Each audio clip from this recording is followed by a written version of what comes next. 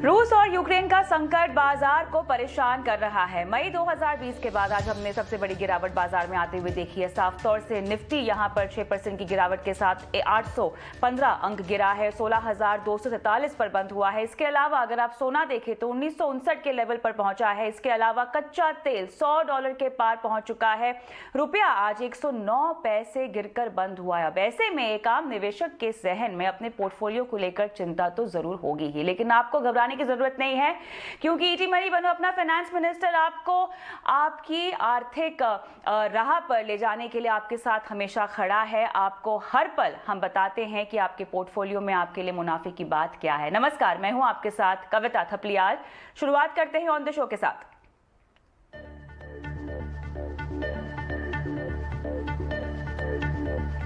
रूस ने किया यूक्रेन से जंग का ऐलान, धराशायी हुए इक्विटी बाजार, चढ़ा कच्चा तेल और सोना, लेकिन निवेशकों को घबराने की जरूरत नहीं है। हम बताएंगे कैसे सामना करें बाजार की इस गिरावट का।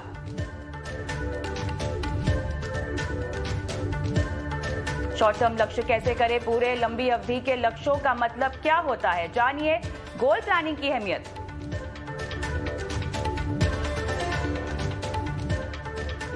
साथ ही आपको बताएंगे कैसे बनाएं संतुलित पोर्टफोलियो, निवेश, इंश्योरेंस, क्रेडिट कार्ड, लोन या क्रिप्टो करेंसी से जुड़े सवाल हमसे पूछ सकते हैं।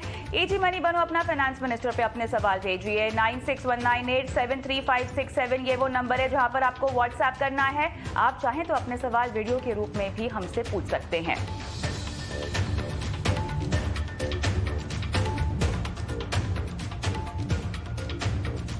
तो यूक्रेन पर रूस ने बड़ा हमला किया है। नाटो देशों ने भी जवाबी कार्रवाई की बात कही है। अब इस बीच क्या हम एक और जंग की ओर बढ़ रहे हैं या केवल ये एक टकरार की स्थिति है, देखिए इस रिपोर्ट में। टूटा रूस का सब्र, यूक्रेन पर किया हमला। यूक्रेन पर रूस की सबसे बड़ी स्ट्राइक। यूक्रेन में घुसे रूसी टैंक, कई की मौत। एयरपोर्ट पर गरजी मिसाइलें, सहमा यूक्रेन। जमीन से लेकर हवा तक बरसे रूसी बम और गोले। कई देशों ने यूक्रेन की मदद के लिए तैयार की सेनाएं। यूक्रेन का साथ देने वालों को रूस ने दी धमकी। यूक्रेन की राजधानी में मची भगदड़। यूक्रेन रूस में शुरू हुआ महायुद्ध। ये है वर्ल्ड वॉर 3 की आहट। चलिए, तो साफ तौर से यहाँ पर जिस तरह से आक्रमण किया गया है, जिस तरह से यहाँ पे संकट पैदा हो चुका है, हम आज चर्चा करने वाले हैं आपके पोर्टफोलियो की। और साथ ही अगर आपने लंबी अवधि या छोटी अवधि के लक्ष्य बांध रखे हैं तो इस तरह के संकट का आपके गोल प्लानिंग पर किस तरह का असर होगा। तमाम मुद्दों पर बात करने के लिए मेरे साथ जुड़ गए हैं ईटी मनी के सीईओ संतोष नवलानी। संतोष, बहुत बहुत स्वागत है आपका हमारी इस बेहद खास पेशकश में। तो आज तो बाजार में हमने कोहराम देखा है, रिकॉर्ड लेवल की गिरावट संतोष आज दर्ज की गई है। चौतरफा क्या इक्विटी बाजार, क्या कमोडिटी, सभी जगह गिरावट का आलम है। अगर एक आम निवेशक जो कि अपना पोर्टफोलियो 2021 में बनाकर बहुत मुनाफा कमा चुका है, 2022 एक ऐसा साल है जो उनको निवेश के लिहाज से बहुत सारी चीजें संतोष सिखा रहा है, जो कई निवेशकों को बहुत साल तक समझ में नहीं आती या वो नहीं सीख पाते हैं। लेकिन साथ ही डर है, पैनिक है, निवेशक सहमा हुआ भी है। क्या कहेंगे उसे आप? कविता, अगर हम मार्केट्स को देखें तो मार्केट्स में हमेशा उतार चढ़ाव आते ही रहते हैं। किसी को नहीं पता था कि रशिया अटैक कर देगा यूक्रेन के ऊपर और मार्केट ये रिएक्शन देगा सभी के लिए। तो पॉइंट ये है कि हम अपने पोर्टफोलियो कैसे देखें। कभी भी कोई भी इवेंट कोई प्रेडिक्ट नहीं कर सकता है। जैसे कि मार्च 2020 में जो हमने मार्केट में गिरावट देखी थी, किसी ने एक्सपेक्ट नहीं किया होगा कि कोरोना की वजह से इतना ज्यादा मार्केट गिरेगा, और किसी ने ये भी एक्सपेक्ट नहीं किया होगा कि मार्च 24 के बाद जो रैली शुरू होगी इंडिया में या ग्लोबल मार्केट्स में वो इस तरह की आएगी। सो प्रेडिक्शन मार्केट लेवल्स का करना किसी के लिए भी आसान नहीं होता है। तो हम लोग ये बोल सकते हैं कि शॉर्ट टर्म में जब तक इस सिचुएशन को कंट्रोल में नहीं लाया जाएगा, बिटवीन रशिया और यूक्रेन के बीच में कुछ समझौता नहीं होगा या बाकी देश मिलके कुछ फैसला नहीं लेते टुगेदर, तब तक किसी को भी पता नहीं मार्केट का लेवल्स कैसे रहेंगे। तो ये उतार चढ़ाव हमको एक्सेप्ट करने पड़ेंगे और हमारे पोर्टफोलियो को देखना पड़ेगा कि हम कैसे अपने पोर्टफोलियो को मैनेज करें। तो अगर आप एक शॉर्ट टर्म बेट लेके बैठे थे मार्केट में, या आप एक शॉर्ट टर्म ट्रेडिंग कर रहे थे मार्केट में, तो आप अपने ट्रेडिंग स्टॉप लॉसेस को रिस्पेक्ट करें और अपना नुकसान बुक करें और बाकी देखें कि मार्केट में आपको कैसे ट्रेड करना है आगे जाकर।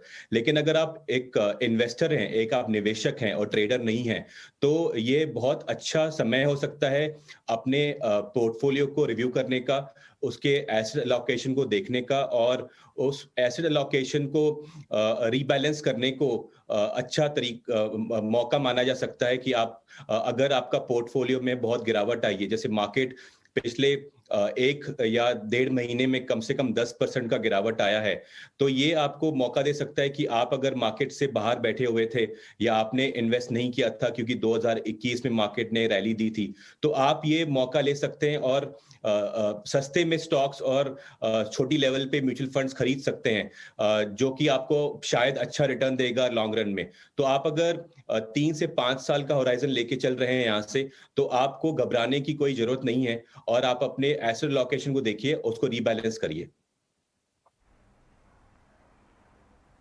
बिल्कुल, बहुत ही बुनियादी तौर पे मजबूत बातें आपने कही हैं संतोष, और यही वो बातें हैं जो निवेशक को एक पोर्टफोलियो बनाते वक्त ध्यान में रखनी चाहिए और ताउम्र जो है इसको फॉलो करना चाहिए। लेकिन अब सवाल यहाँ पर उठता है कि जिन्हें जानकारी नहीं है, जिन्हें जागरूकता नहीं है, वो किस तरह के स्टॉक्स और म्यूचुअल फंड्स का चुनाव करें। डाइवर्सिफिकेशन पर मैं यहाँ पे सवाल पूछना चाहती हूँ, क्योंकि इक्विटी में उतार चढ़ाव है संतोष, लेकिन कच्चा तेल, सोना, ठीक है, यहाँ पर डिमांड सप्लाई की वजह से और सेफ हेवन अपील की वजह से हम देख रहे हैं कीमतों में इजाफा हो रहा है। तवज्जो देना चाहती हूं डाइवर्सिफिकेशन पर, क्योंकि भले ही ये जो ट्रिगर है, ये जो बाजार के लिए संकट है रूस और यूक्रेन का, ये शॉर्ट टर्म पर बहुत इंपैक्ट करेगा। अभी भी संतोष जो हमारे लिए लॉन्ग टर्म के ट्रिगर्स हैं, ब्याज दरें बढ़ना जो कि उसमें से एक है, वो अभी भी जस के तस हैं और वो बने हुए हैं। लेकिन शॉर्ट टर्म में अगर मुझे इस संकट से उबरना है तो मैं पोर्टफोलियो में डाइवर्सिफिकेशन में क्या कोई बदलाव करूं या जस की तस रहूं? कविता, शॉर्ट टर्म मूवमेंट से कभी भी हम लोगों को अपने लॉन्ग टर्म पोर्टफोलियो को नहीं टच करना चाहिए बहुत ज्यादा। अगर आप बिलीव करते हैं, सो अगर बहुत लोगों ने पिछले 1.5 साल में गोल्ड में इन्वेस्टमेंट करना शुरू किया था, क्योंकि इंटरेस्ट रेट्स या ब्याज दर जो ग्लोबली बहुत कम हो चुके हैं और इंडिया में लोवेस्ट लेवल्स पे हैं इस टाइम पर, तो लोगों ने एक्सपेक्ट किया था कि अगर इन्फ्लेशन बढ़ेगा तो मेरे को अपने पोर्टफोलियो को हेज करना चाहिए और गोल्ड में पैसा लगाना चाहिए, जो कि शायद बहुत अच्छा डिसीजन माना जा सकता है अगर गोल्ड में इस टाइम पे बढ़ाव आएगा। तो इस टाइम पे गोल्ड पे प्राइसेस पिछले 1 महीने में थोड़े इंप्रूव हो चुके हैं और शायद वो अच्छा टाइम है to allocate more towards gold, because जो भी हम इन्फ्लेशन देखते हैं मार्केट में आते हुए और अगर इंटरेस्ट रेट्स नहीं बढ़ते हैं तो गोल्ड अच्छा रिटर्न देता है। तो आप गोल्ड को देख सकते हैं, बट मैं ये नहीं बोलूंगा कि आप उसको शॉर्ट टर्म के लिए लिए। आप गोल्ड को तभी लीजिए जब आप लॉन्ग टर्म इन्वेस्टमेंट करना चाहते हैं या कम से कम आप 2 या 3 साल का व्यू लेना चाहते हैं, तभी करिए। नहीं तो आप एक ट्रेडिंग बेट लेंगे और अगर सिचुएशन बहुत जल्दी कंट्रोल में आ गई और अगर इंटरेस्ट रेट्स वापस बढ़ना शुरू हुए तो शायद गोल्ड अच्छा रिटर्न नहीं दे। तो आप इतना शॉर्ट टर्म कॉल मत लीजिए और एक लॉन्ग टर्म तरीके से ही पोर्टफोलियो बनाने का नजरिया हमेशा कायम रखें।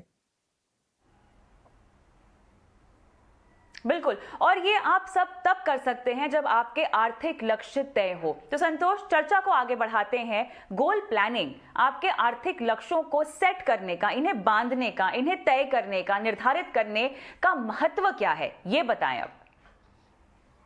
कविता, अगर गोल प्लानिंग एक फाइनेंशियल प्लानिंग का बहुत इंपॉर्टेंट एस्पेक्ट है। एक कहावत है अंग्रेजी में जिसमें मतलब ये होता है कि अगर आपको नहीं पता आपको कहाँ जाना है तो आपको कोई भी रास्ता ले जाएगा वहां पर। तो अगर आप इसको समझेंगे तो अगर आप गोल प्लानिंग नहीं करेंगे तो आपको पता ही नहीं चलेगा कि आपका कितनी रकम चाहिए कोई गोल के लिए। तो अगर एग्जांपल हम लें कि अगर आपको अपने बच्चे की पढ़ाई के लिए इन्वेस्ट करना है, जो कि 12 साल या 14 साल या 18 साल के बाद आपको पैसे लगेंगे, अगर आपको नहीं पता कि वो शायद कितना रकम होगा, तो आप अंदाजा नहीं कर सकते कि कितना इन्वेस्ट करना चाहिए और कहाँ इन्वेस्ट करना चाहिए।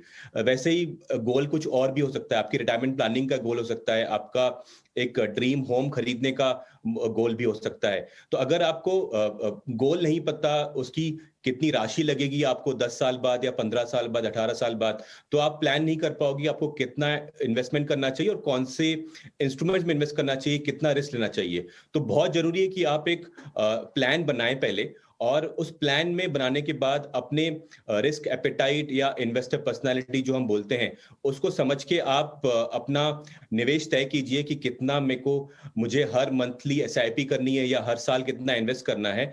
तभी आप अपने गोल्स को पहुंच सकते हैं। और सबसे पहले इंपॉर्टेंट ये होता है कि पैसा किसी के पास हमेशा एक्स्ट्रा नहीं होता है। तो अगर आप जब गोल प्लानिंग करेंगे तो आपको पता चलेगा कि आपके खर्चे शायद थोड़े ज्यादा हैं कंपेयर टू आप जो अफोर्ड कर सकते हो। तो अगर आप प्लान नहीं करोगे तो आपको वही पता नहीं चल पाएगा कि आप कितना पैसा ज्यादा खर्च कर रहे हो और कितना सेव करना चाहिए। तो एक फाइनेंशियल प्लानिंग बहुत इंपॉर्टेंट है कि आप अपना बजट प्लान करें, अपनी सेविंग्स प्लान करें और अपने गोल्स को दिमाग में रख के एक इन्वेस्टमेंट प्लान बनाएं, तो ही आप अपने गोल्स अचीव कर पाओगे। बहुत खूबसूरती से आपने समझाया आर्थिक लक्ष्य को तय करने का महत्व, लेकिन अब मुझे समझना है कि गोल्स किस अवधि के होते हैं, शॉर्ट, मीडियम या लॉन्ग, या आपको लगता है कि जिंदगी के सफर में आपके आर्थिक लक्ष्य तो बनते ही रहते हैं, सबके लिए तैयारी करनी जरूरी है? बिल्कुल, आपको हमेशा अपने शॉर्ट, मीडियम और लॉन्ग टर्म गोल्स के लिए प्लानिंग करनी चाहिए कविता। लेकिन किसी किसी के लिए आसान होता है शॉर्ट टर्म गोल्स की बिना प्लानिंग करके भी आप उनको अचीव कर पाते हैं। मैं एग्जांपल लूंगा, अगर आप एक स्मार्टफोन प्लान कर रहे हैं बाय करने का, या अपने ओल्ड स्मार्टफोन को रिप्लेस करने का प्लान कर रहे हैं, जो कि आप अगले महीने या 3 महीने बाद या 6 महीने बाद का प्लान कर रहे हैं, तो कुछ लोग ऐसे होते हैं जिनकी income on a monthly basis या उनकी सेविंग्स ऐसी होती हैं कि उनको शायद प्लान नहीं करना पड़े और वो ले पाए एक नया स्मार्टफोन एक एग्जाम्पल है।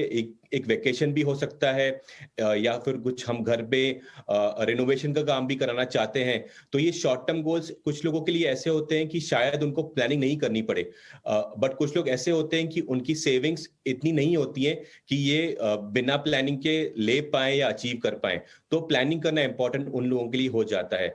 मीडियम टर्म गोल्स हो सकते हैं कुछ 3 से 5 साल में मुझे अचीव करना है, तो उनकी आप प्लानिंग अलग तरीके से करोगे।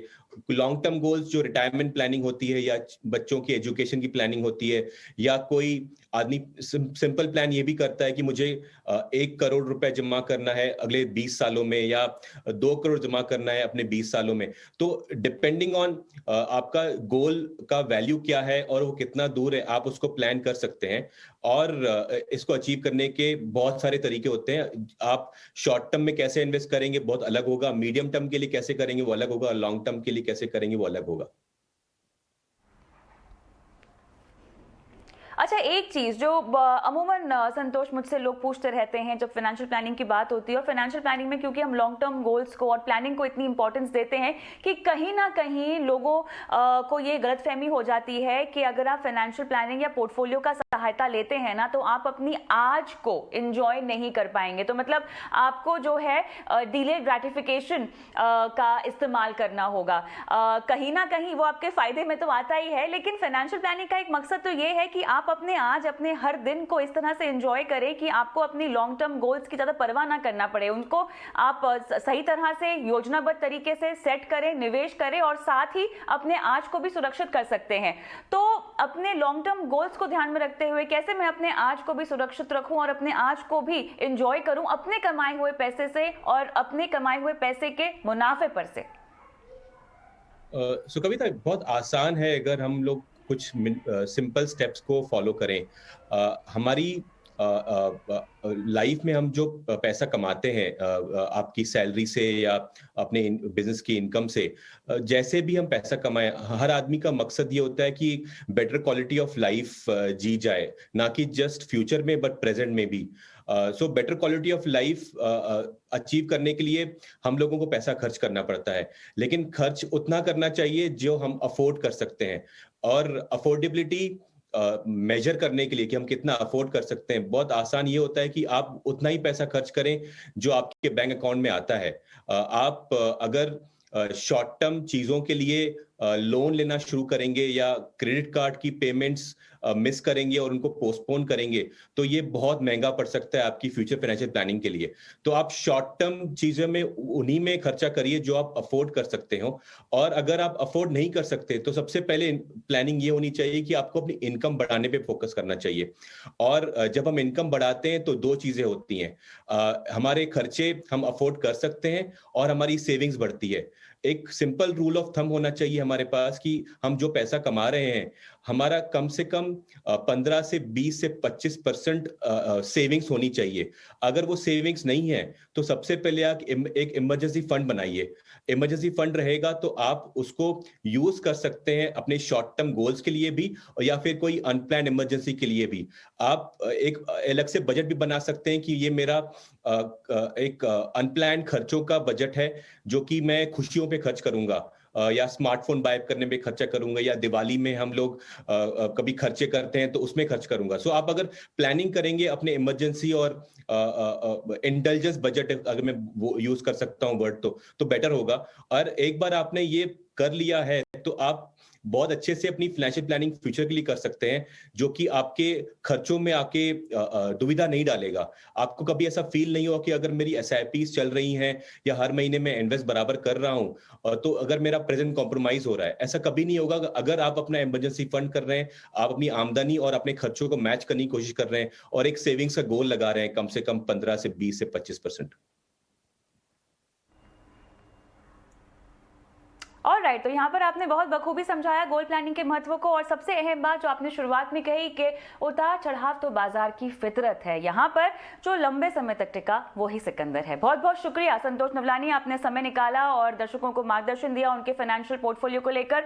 लेकिन शो को हम आगे बढ़ाएंगे और अब बात करते हैं कच्चे तेल की, सोने की, नेचुरल गैस की, जिन पे हम तेजी का रुझान आता हुआ देख रहे हैं। हमारे साथ अब जुड़ गए हैं निर्मल बंग के commodity research head Kunal Shah. Kunal, बहुत बहुत स्वागत है आपका हमारी इस खास पेशकश में। सोने की बात करना चाहूंगी सबसे पहले। 13 साल की ऊंचाई पर कारोबार हो रहा है, और कितना चढ़ेगा? कविता जी, सोने की अगर बात करेंगे तो सोने के फंडामेंटल्स बहुत ज़्यादा इम्प्रूव होते जा रहे हैं, क्योंकि किसी ने भी साल के स्टार्ट में सोचा नहीं होगा कि रशिया यूक्रेन को के ऊपर अटैक करेगा, और अटैक भी बहुत एग्रेसिव किया है। सो इसके कारण आगे जाके कल उठ के चाइना ने ताइवान पे अटैक कर दिया, या ऐसी अनसर्टनिटी बहुत बनी रहेगी पूरे साल।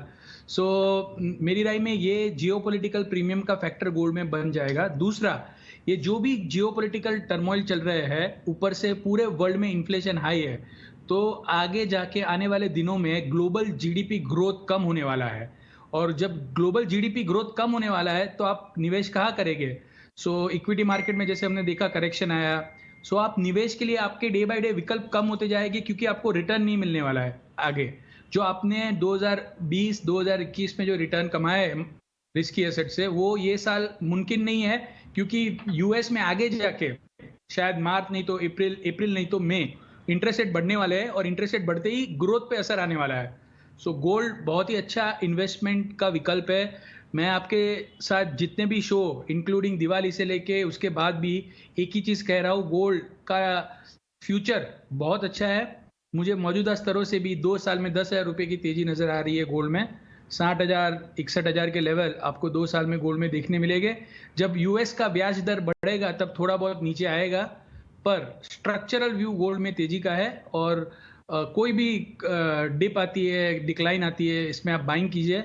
आपका ओवरऑल फाइनेंस को हेज करने के लिए गोल्ड से बढ़िया विकल्प आज आप देखेंगे तो आज बिटकॉइन भी 8.5% डाउन है, पर गोल्ड आज 4% ऊपर है। So that is what's gold का जो रोल है वो गोल्ड ने जस्टिफाई किया है। बिल्कुल सही कहा आपने, और इसीलिए जब भी निवेशक पोर्टफोलियो बनाए तो सोने को जरूर उसमें शामिल करें। कम से कम 5 से 10% का एक्सपोजर तो होना ही चाहिए। देखिए, डाइवर्सिफिकेशन का यही फायदा होता है। अगर आपकी एक एसेट क्लास नीचे जाती है या गिरावट आती है तो दूसरी एसेट क्लास, अगर वो मसलन सोना है, इक्विटी है, तो कहीं ना कहीं वो संतुलन जो है वो बनाकर रखती है, बैलेंस आउट हो जाता है। आपके पोर्टफोलियो की ओवरऑल वैल्यू या आप अपने आर्थिक लक्ष्यों से भी दूर नहीं होते हैं। लेकिन चांदी को भी यही फॉलो कर रहा है, तेजी का रुझान चांदी सोने को फॉलो कर रही है, और उसके बाद तमाम बेस मेटल्स में भी हम तेजी का ही रुझान आंक रहे हैं। कुणाल जी हाँ, चांदी में भी फंडामेंटल तो बहुत ही तेजी के है, क्योंकि चांदी की जो इंडस्ट्रियल डिमांड है, जो जैसे सोलार पैनल है, इलेक्ट्रिक अप्लायंसेस है, इलेक्ट्रिक कार है, ये सब में चांदी की डिमांड डे बाय डे बढ़ती जा रही है और सप्लाई साइड इतनी स्ट्रांग हो नहीं रही है। ऊपर से जब गोल्ड में तेजी आती है तो चांदी को उसका भी बेनिफिट मिलता है, और बेस मेटल में तेजी आती है तो उसका भी बेनिफिट मिलता है। तो अगर आप देखेंगे तो overall base metal complex, overall precious metal complex, सभी में तेजी का अभी जो दौर चालू है, तो इसके चलते हुए चांदी का भी आउटलुक अच्छा लग रहा है। आज हमने 68,000 तक के लेवल्स देखे ऊपर में, 60,000 से 68,000 बहुत फास्ट किया है। नीचे में 65,000 तक आ सकता है, वहाँ पे आप बाय कीजिए। फिर से आपको टारगेट रखना चाहिए 68-69,000 का। ओवरऑल फंडामेंटल चांदी का बहुत ही अच्छा है, और मैं चांदी में भी बाय डिप्स की स्ट्रेटेजी मेंटेन करूंगा। मुझे बताइए, बेस मेटल्स पर क्या केवल ये तेजी का ही रुझान है क्योंकि ये छाया है चांदी की, या कोई फंडामेंटल ट्रिगर भी है इनके लिए, और ट्रिगर ये संकट ही है रूस और यूक्रेन का, या कोई और बात है? बेस मेटल में आपको समझाना चाहूँगा, बेस मेटल में बेसिकली मेन जो प्रॉब्लम है अभी वो है रशिया। आज वेस्टर्न वर्ल्ड जैसे यूरोप है, अमेरिका है, ये सभी देश मिलके अगर रशिया की मेटल इंडस्ट्री पे, रशिया का जो एल्यूमिनियम प्रोड्यूसर है Rusal, they are the second largest aluminium producing company. Norilsk nickel is one of the largest company of nickel producer. Steel, oil, ये सब जो रशिया से निकलता है, अगर इस पे सैंक्शन लगता है, ये सब चीज पे, ये सब कंपनीज पे, तो इतना प्रोडक्शन, इतना इन्वेंट्री ग्लोबल मार्केट में से सप्लाई कम हो जाएगी। सो जैसे मैं आपको प्रिसाइजली एग्जांपल दूंगा, रूसाल 65 मिलियन टन, 68 मिलियन टन की एल्यूमिनियम की मार्केट है, उसमें से 4 मिलियन टन प्रोड्यूस करता है रूसाल। तो अगर रशिया रूसाल के ऊपर सैंक्शन लगाता है, सॉरी यूरोप या अमेरिका रूसाल पे सैंक्शन लगाता है, तो 4 मिलियन टन की सप्लाई ग्लोबल मार्केट से चली जाती है। तो इसीलिए आज आप देखेंगे एल्यूमिनियम 8% ऊपर था एक पॉइंट पे, अभी थोड़ा बहुत करेक्शन हम देख रहे हैं, but these are the factor which is driving metal prices up. आगे जाके धीरे धीरे जब ग्रोथ स्लो होगी तब ये नीचे आएंगे, पर अभी फिलहाल ये जो जियोपॉलिटिकल फैक्टर है और सैंक्शन लगने वाले हैं, वो एक्सपेक्टेशन में मेटल में तेजी रहेगी। तो नेचुरल गैस में भी क्या यही ट्रिगर्स काम कर रहे हैं? रूसी सप्लाई बंद होने का डर है, 8% तक की तेजी या उससे ज्यादा का उछाल हम देख रहे हैं। यूरोपियन गैस प्राइस में भी 30% तक का उछाल है। नेचुरल गैस में यही ट्रिगर्स हैं जो इस उछाल को और बढ़ाएंगे, इस तेजी को और बढ़ाएंगे। कुणाल जी, नेचुरल गैस में ऐसा है कि रशिया अपनी यूरोप अपनी 50% सप्लाई रशिया से प्रोक्योर करता है। तो नेचुरल गैस में मुझे नहीं लग रहा है कि यूरोप कोई सैंक्शन लगाएगा, पर अगर अमेरिका कोई सैंक्शन लगाता है गैस पे रशिया के, तो गैस ऊपर आ सकता है। अभी धीरे धीरे विंटर सीजन खत्म होके समर सीजन चालू होने वाली है, तो गैस की डिमांड कम होने वाली है, इन्वेंट्री बढ़ने वाली है। तो मुझे बहुत लंबी तेजी आएगी ऐसा नहीं लग रहा है गैस में। सो इंट्राडे के लिहाज से आप बाय कर सकते हैं 360 पे, बट ओवरऑल मुझे कोई गैस में लंबी तेजी अभी फिलहाल नजर नहीं आ रही है, और मुझे नहीं लग रहा है कि यूएस या यूरोप रशिया के गैस सेक्टर पे सैंक्शन लगाएगा। कुणाल, मैंने सबसे आखिरी टॉपिक क्रूड का रखा था क्योंकि ये ए पॉलिटिकल कमोडिटी है। 103 के पार कीमतें ब्रेंट पर निकल चुकी हैं। अब ये हमारे लिए कितना बड़ा संकट है? जी, ये मेरा जो ये जियोपॉलिटिकल जो इवेंट हुई है, इसका मेरा एनालिसिस ऐसा है कि शायद यूरोप या यूएस कोई इसमें फर्दर मिलिट्री वाइज रशिया के साथ एंगेज नहीं होंगे।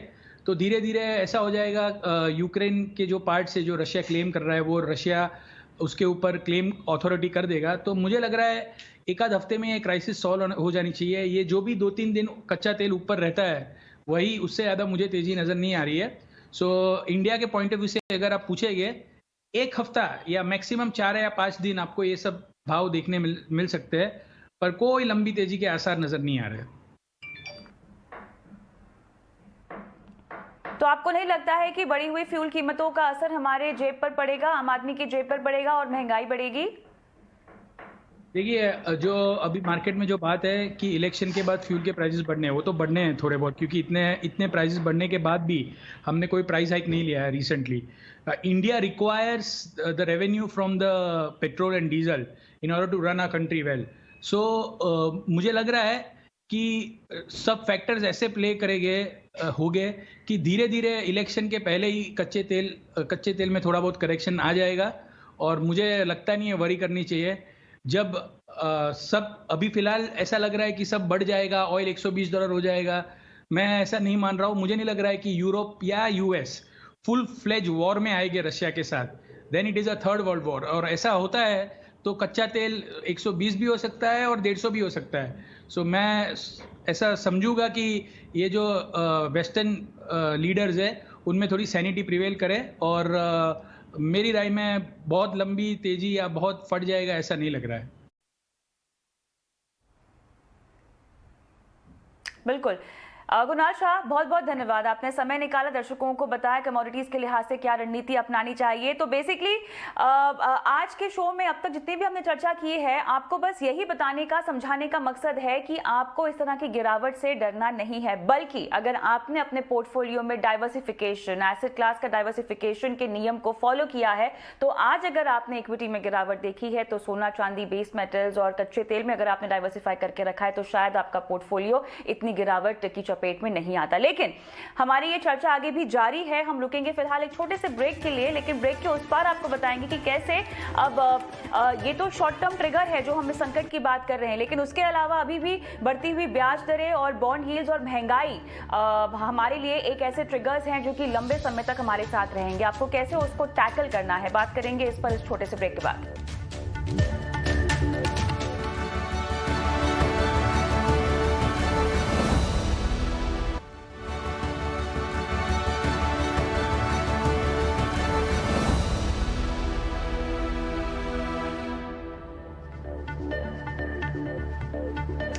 आप देख रहे हैं एटी मनी, बनो अपना फाइनेंस मिनिस्टर। मैं हूं आपके साथ कविता थपलियाल, और हम शो को आगे बढ़ाएं उससे पहले आपको बताते हैं कि इस शो पर आप अपने सवाल कैसे पूछ सकते हैं। आपको कुछ नहीं करना है, बस अपने सवाल हमें एक नंबर पर व्हाट्सएप कर देना है। ये हमारा व्हाट्सएप नंबर है 9619873567। ये वो नंबर है जहां पर लिखित रूप में आप अपना सवाल हम तक पहुंचा सकते हैं। इतना ही नहीं, आप अपने सवाल को वीडियो के रूप में भी भेज सकते हैं। अपने कैमरा मोड में जाइए, वीडियो शूट कीजिए अपने सवाल का, और ये जो वीडियो है हमें व्हाट्सएप कर दीजिए। हम टीवी पर आपका सवाल दिखाएंगे और हमारे एक्सपर्ट भी आपके सवाल के जवाब देंगे और कराएंगे आपकी लाइव फाइनेंशियल प्लानिंग। चलिए आगे बढ़ते हैं, और अब मेरे साथ इस खास पेशकश में जुड़ गए हैं मनी एज स्कूल के फाउंडर अर्नब पंड्या। अर्नब जी, गुड इवनिंग, स्वागत है आपका।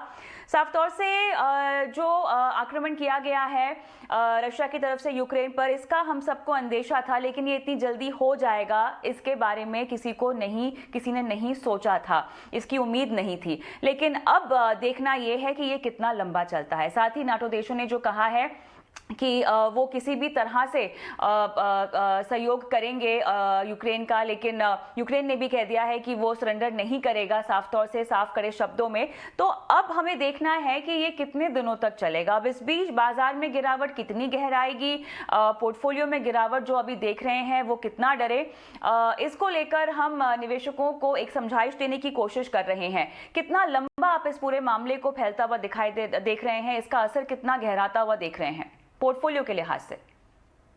जी, अगर हम देखें तो जिस प्रकार से रशिया ने धीरे धीरे करके यूक्रेन को घेरा और फिर उसके बाद जो अटैक लॉन्च किया है, उससे ये पूरा जो मामला है उसमें यही समझने की बात बहुत जरूरी है कि रशिया का अल्टीमेट ऑब्जेक्टिव इसमें क्या है।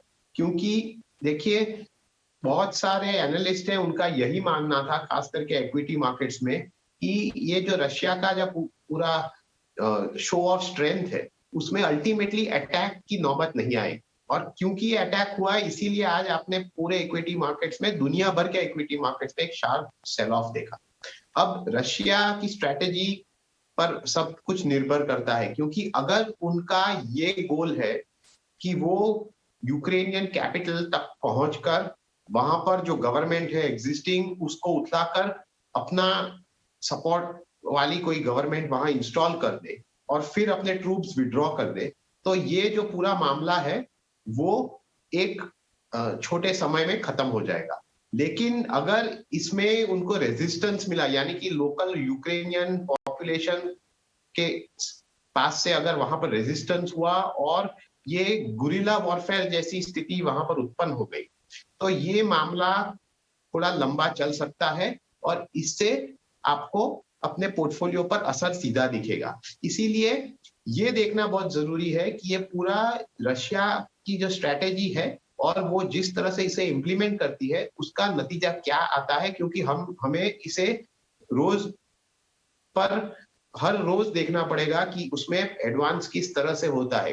तो मेरे हिसाब से कोई भी निवेशक हो, खास करके वो अगर इक्विटी के निवेशक हो, तो उनको ये मानना नहीं चाहिए कि ये छोटे समय में या एक दो दिनों में ये पूरी बात खत्म हो जाएगी, क्योंकि यहाँ पर रिस्क यही है कि हमने पिछले 2 साल में ऐसी स्थिति देखी है जहां पर कभी भी एक बड़ी गिरावट आती थी तो उसके बाद मार्केट संभल गए, एक बार फिर ऊपर चढ़ना शुरू हो जाते थे। इस बार जो स्थिति है उसमें एक साइड वॉर है और दूसरी साइड ये भी है कि जो FIIs है इंडियन मार्केट्स में वो पैसा निकाल रहे हैं, इसके साथ भी एक इंक्रीजिंग या बढ़ती हुई ब्याज दर की स्थिति है।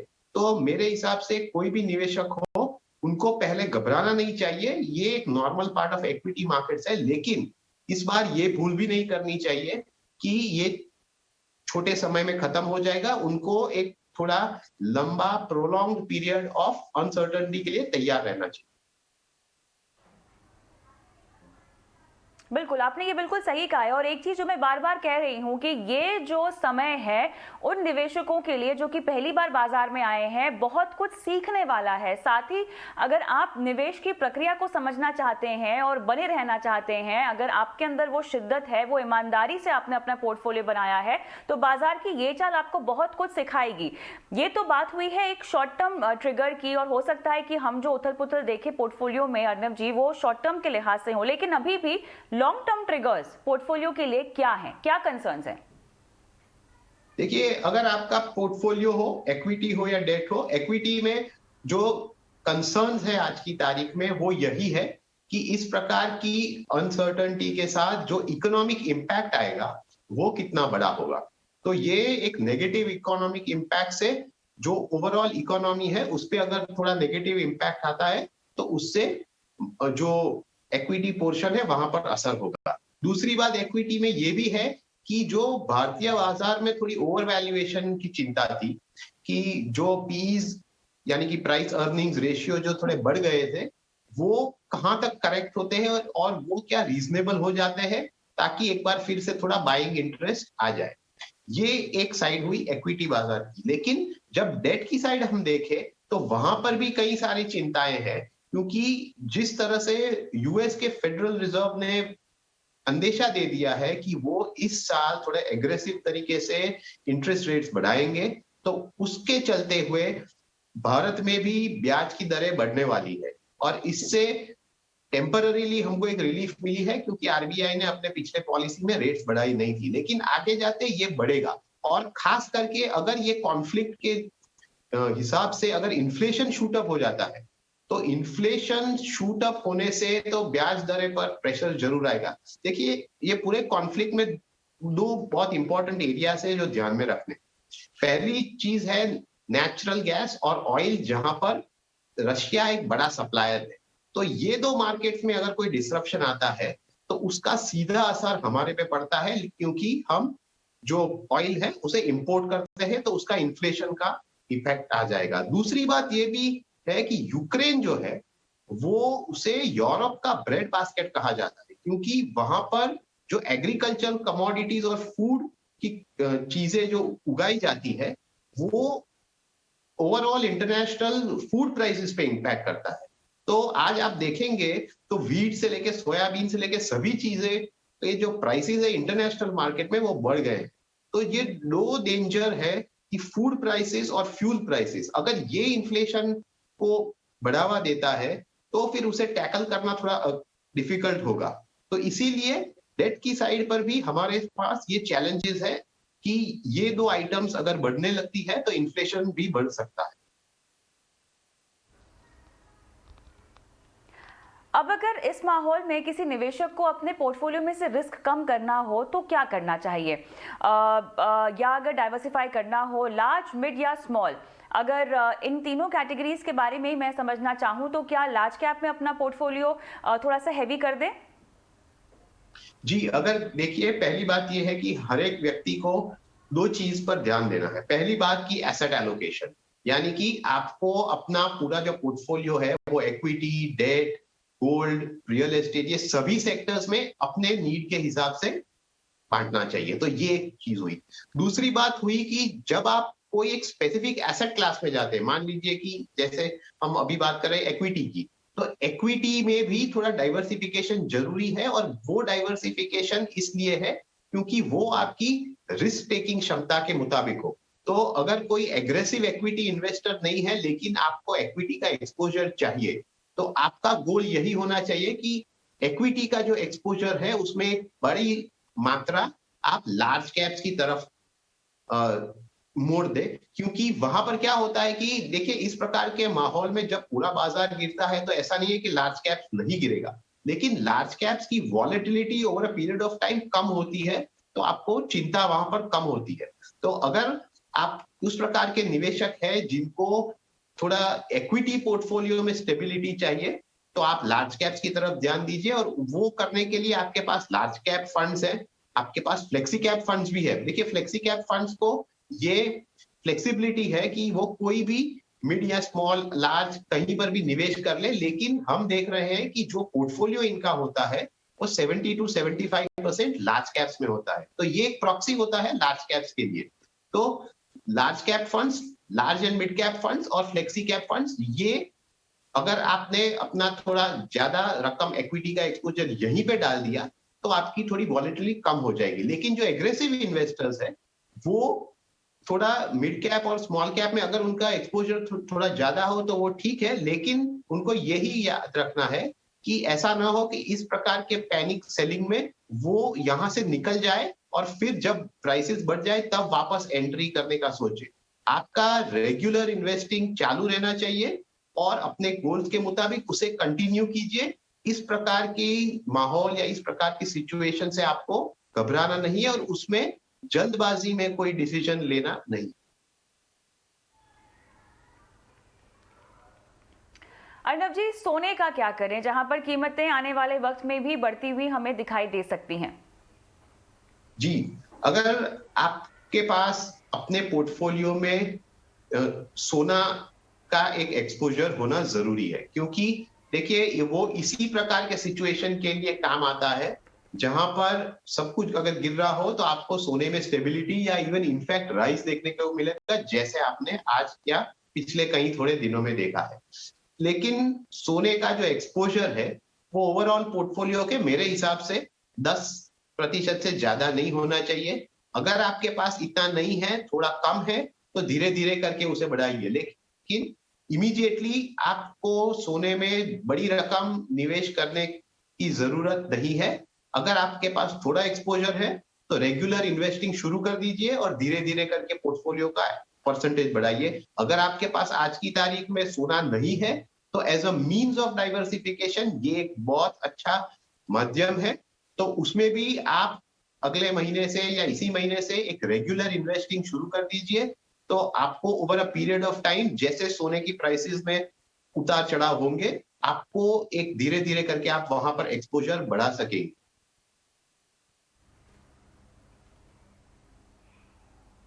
फिक्स्ड इनकम में अपना पोर्टफोलियो अभी तब्दील करना हो, बैलेंस आउट करना हो, तो बढ़ती ब्याज दरें और बॉन्ड यील्ड्स के सिनेरियो में अपने पोर्टफोलियो में डेट की ओर कैसे बढ़ाया जाए?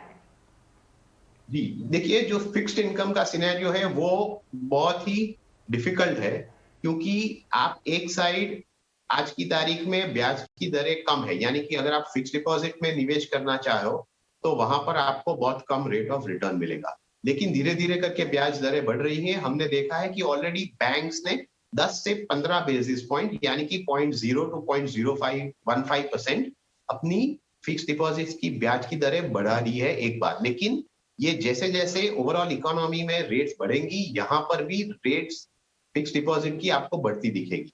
तो फिक्स डिपॉजिट में आपका सॉल्यूशन यही है कि आज की तारीख में कोई भी लंबी निवेश यानी कि लॉन्ग टर्म के लिए लॉक इन न कीजिए। लेकिन दूसरा ऑप्शन ये भी है आपके पास कि आप डेट म्यूचुअल फंड्स में जाए। डेट म्यूचुअल फंड्स में उल्टा है, जब ब्याज की दरें बढ़ती है तब डेट म्यूचुअल फंड्स का रिटर्न कम होता है क्योंकि उसकी एनएवी कम होती है, क्योंकि बॉन्ड प्राइसेस में गिरावट आती है। तो वहां पर आपकी स्ट्रेटेजी यही होनी चाहिए कि आप लॉन्ग टर्म डेट फंड से बचे रहे, क्योंकि जैसे जैसे ब्याज की दरें बढ़ेंगी तो डेट म्यूचुअल फंड्स के रिटर्न्स पे असर होगी। तो आप अगर आपको टेम्पररीली मनी पार्क करना है तो आप ultra short term bond funds, overnight funds, liquid funds, इस प्रकार के बॉन्ड फंड्स में पैसा डाल दीजिए जहां पर इस प्रकार की बढ़ती ब्याज दरों का इंपैक्ट बहुत कम होगा। अगर आपको थोड़े लंबे मीडियम टर्म के लिए अगर पैसा डालना है और डेट फंड्स ही सिलेक्ट करना है, क्योंकि 3 साल के बाद डेट फंड्स में टैक्स का एडवांटेज होता है कि आपको 20% रेट इंडेक्सेशन बेनिफिट मिलता है। तो उसके लिए आप डायनामिक बॉन्ड फंड्स देख सकते हैं। डायनामिक बॉन्ड फंड्स वो होते हैं जहां पर फंड मैनेजर अपने हिसाब से फंड में सिक्योरिटीज का बदलाव करते हैं ताकि जो ब्याज की दरें की सिचुएशन है उसे वो संभाल पाए। तो ये क्लियर स्ट्रेटेजी रहेगी। और जब ही 6 महीने 9 महीने बाद ब्याज की दरें ऊपर हो तब आपको देखना चाहिए कि कहां पर आप लॉन्ग टर्म के लिए थोड़ा लॉक इन कर सकते हो। तब तक इस प्रकार की शॉर्ट टर्म डेट के लिए स्ट्रेटेजी आपको अपनानी चाहिए।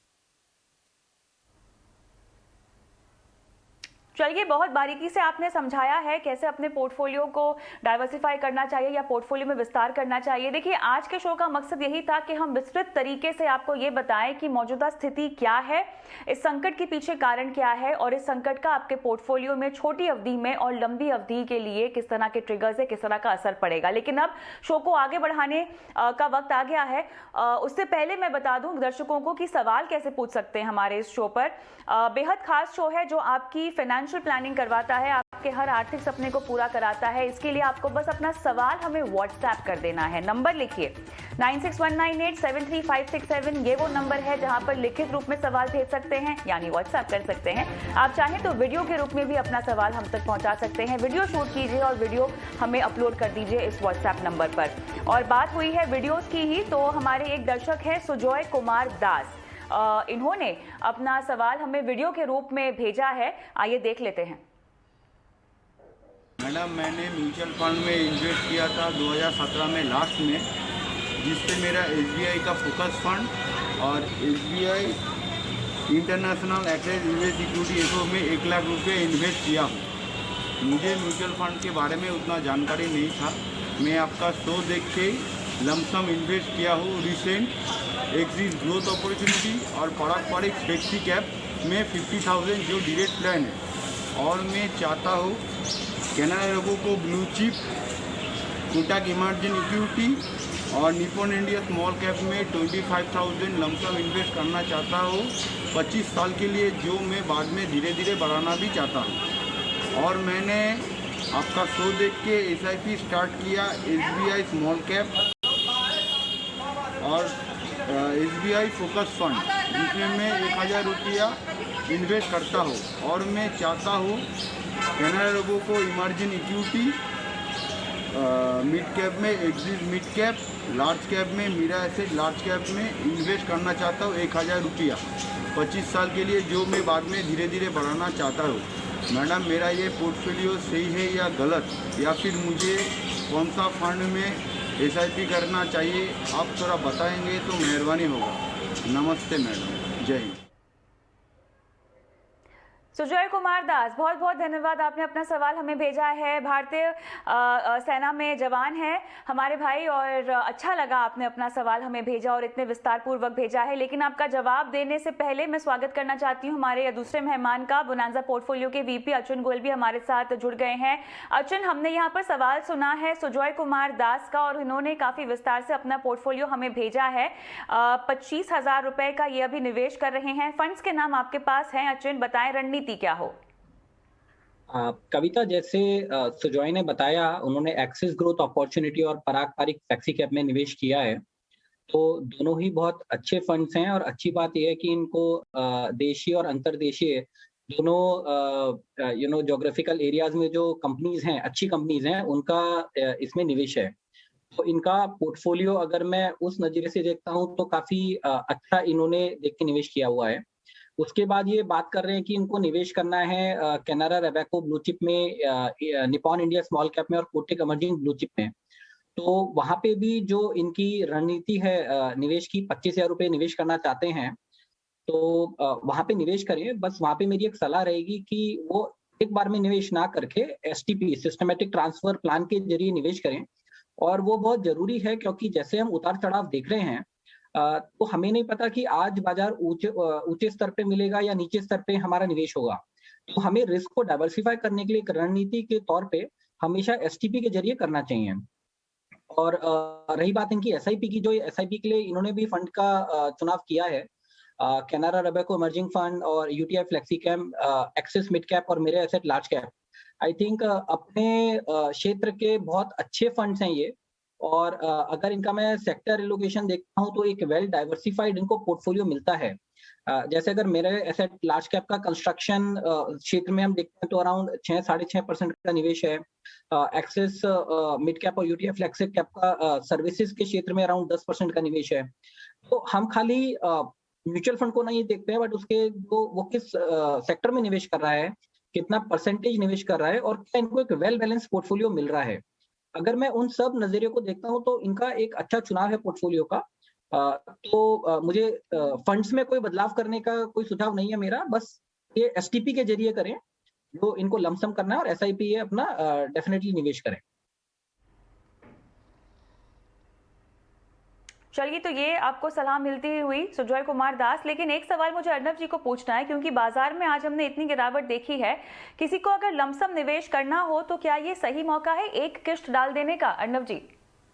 नहीं, मेरे हिसाब से आज के दिन जो आपने देखा वो शायद मल्टीपल टाइम्स रिपीट भी हुए अगले कई महीनों में। तो आपको इस प्रकार के सिचुएशन में खास करके लमसम नहीं डालना चाहिए। आपका जो भी रकम हो, थोड़ा बड़ा हो तो उसे ब्रेकअप कीजिए और छोटे छोटे किस्तों में डालिए, वो अच्छा रहेगा।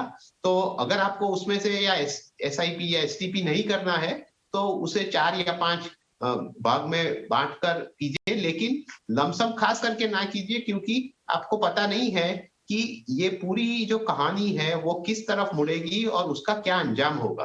तो इससे कहीं आज ऐसा भी हो कि आज का दिन जो आपने देखा वो कहीं बार और, यानी कि इस प्रकार का पैनिक कहीं बार और आपको बाजार में दिखे। लेकिन अगर आपने इसे ब्रेकअप किया हुआ है तो उसके लिए आपको कोई चिंता करने की जरूरत नहीं। चलिए, तो कम से कम अगर आप चाहें तो ब्रेकअप करके एक किश्त के लिए आगे बढ़ सकते हैं निवेश के लिहाज से। दर्शक हमारे साथ फोन लाइन पर हैं, जगदीश मेहर साहब। सर नमस्कार। रिटायरमेंट के लिए आपने प्लानिंग करनी है और अपना सवाल भी हमें भेजा है, बताएं लक्ष्य क्या है आपके? मेरा लक्ष्य 2 करोड़ है मैम, और ये लॉन्ग टर्म के लिए चलेगा, 20 साल के लिए चलेगा मैम एसआईपी। और पहले जो 5 एसआईपी है थीमेटिक को छोड़ के जी, वो उसमें 10% का एसआईपी हर साल होगा। 10% का स्टेप अप एसआईपी बहुत बढ़िया होगा। आज अपने फंड्स की एनएवी देखी है आपने जिसमें निवेश आपका बरकरार है जगदीश जी? मैम आज मैंने मार्केट को स्टडी किया है, लेकिन मेरा फंड का एनएवी नहीं देखा। मार्केट 3-4% आज गिरा है मैम। बिल्कुल। चलिए अचिन, लंबी अवधि का इनका लक्ष्य है। देखिए जगदीश जी, अच्छा किया आपने अपना सवाल हमें भेजा है। इस तरह की आज की गिरावट को लेकर अगर आप भी डरे हुए हैं तो आपको घबराने की जरूरत नहीं है, क्योंकि आपके पास समय है। देखिए आपको जो निवेश करना है ना वो 20 साल का है, और ऐसे इस तरह की गिरावट की स्थिति आपको बाजार में अगले 20 साल में हो सकता है कि बहुत बार दिखाई दे, ऐसा भी हो सकता है कि बहुत कम दिखाई दे। हाँ, कोई कह नहीं सकता निश्चित रूप से, लेकिन आपका जो लक्ष्य है उसको पाने के लिए आपको एक डाइवर्सिफाइड अप्रोच अपनानी होगी। जैसे कि आज हमने देखा इक्विटी बाजार गिरे हैं, लेकिन आपने देखा होगा अगर आप बाजार को पढ़ रहे हैं तो सोना ऊपर चढ़ा हुआ है। तो इस लिहाज से आपको डाइवर्सिफाई करके एक अप्रोच जो है अपनानी चाहिए, जो कि आप म्यूचुअल फंड के जरिए भी कर सकते हैं। अचिन समझाएं कैसे ये आगे बढ़े, जो मौजूदा फंड्स हैं उसको लेकर आप क्या सलाह देंगे? साथ ही इनका जो एनपीएस और पीपीएफ में निवेश जारी है और हेल्थ और टर्म इंश्योरेंस पर भी सलाह चाहते हैं कि क्या वो लेना जरूरी है। बिल्कुल जगदीश जी, ये तो पहला कदम है, ये तो पहली चीज है जो आपके पास होनी चाहिए। बहरहाल अचिन समझाएंगे विस्तार से। तो कविता जी, एक जवाब तो आपने दे ही दिया है, जो टर्म प्लान और हेल्थ का था, डेफिनेटली वो होना चाहिए। म्यूचुअल फंड के नजरिए से बात करते हैं तो जगदीश जी का जो अभी इस समय निवेश है वो 13,000 रुपये महीने का निवेश कर रहे हैं ये। और जैसे मैं इनका पोर्टफोलियो देख रहा हूँ तो उसमें large cap, mid cap, small cap, multi cap, tax saver, technology और इंटरनेशनल सभी क्षेत्र के फंड्स का समावेश है। एक अच्छा डाइवर्सिफाइड पोर्टफोलियो है जगदीश जी का। अब जिनका लक्ष्य है, जो उन्होंने लक्ष्य लिया है, उसके लिए इनको तकरीबन 17,000 रुपए का निवेश करना चाहिए। और वो भी इसलिए बता रहा हूँ क्योंकि कभी कभी हमारी उम्मीदों के हिसाब से रिटर्न नहीं बनती है। और मैंने आमतौर पे देखा है, जब हमें जरूरत होती है तो मार्केट हमेशा नीचे स्तर पे ही मिलता है, पता नहीं क्यों, बट ऐसा ही होता है। तो हमें थोड़ा सा उसके लिए एक्स्ट्रा निवेश करके चलना चाहिए ताकि जब समय आए तो हम उसको सही से निकाल पाए। जो इनके फंड्स हैं, जैसे मैंने बताया, large cap, small cap, mid cap सब में निवेश है। वहां पे मेरी सलाह है कि ये पीजीआईएम इंडिया मिड कैप में अपना निवेश थोड़ा बढ़ाएं। वहां पे इनका अभी निवेश 1,500 रुपए पर मंथ का है, वो इसको 3,000 करें। कैनरा को ब्लू चिप में इसको 2,000 निवेश करें। कोटक स्मॉल कैप में अपना निवेश बढ़ाएं 3,000 का। खाली एक फंड में इनको सलाह दूंगा कि उसमें थोड़ा सा बदलाव करें। एसबीआई टेक्नोलॉजी अपॉर्चुनिटी फंड है, उसकी जगह मैं इनको सलाह दूंगा कि आईसीआईसी टेक्नोलॉजी फंड में निवेश करें और उसको भी 2,000 रुपए पर मंथ का निवेश करें। टेक्नोलॉजी क्षेत्र ने काफी अच्छी रिटर्न दी थी और आने वाले टाइम में जैसे हमने देखा है, आर्टिफिशियल इंटेलिजेंस, मशीन लर्निंग या जो टेक्नोलॉजी का यूज है वो भी लार्ज कैप कंपनीज तो कर ही रही है, बट साथ में भी स्मॉल कैप, मिड कैप बहुत सारे क्षेत्र में यूज हो रही है। तो बहुत नई नई इमर्जिंग टेक्नोलॉजीज भी आएंगी और ये क्षेत्र अच्छी रिटर्न्स जो है आने वाले समय में देगा। तो थीमेटिक है, सेक्टर बेस्ड है, थोड़ा सा रिस्क हमेशा डेफिनेटली रहता है, बट इसमें हमें निवेश करके चलना चाहिए, अच्छी रणनीति रहेगी। और बाकी इनका पोर्टफोलियो हर तरीके से अच्छा डाइवर्सिफाइड है जगदीश जी का। अर्नब जी, हेल्थ और टर्म इंश्योरेंस के लिए क्या रणनीति अपनाएं और कितने का मिनिमम कवर लेना चाहिए? देखिए, हेल्थ और टर्म इंश्योरेंस के लिए एक सिंपल रणनीति होनी चाहिए। As far as health insurance is concern, आपको अपने फैमिली के सभी मेंबर्स को कवर करना है ताकि किसी को भी मेडिकल इमरजेंसी आए तो वो आपके पास इंश्योरेंस कवर हो। दूसरी बात है अमाउंट ऑफ इंश्योरेंस।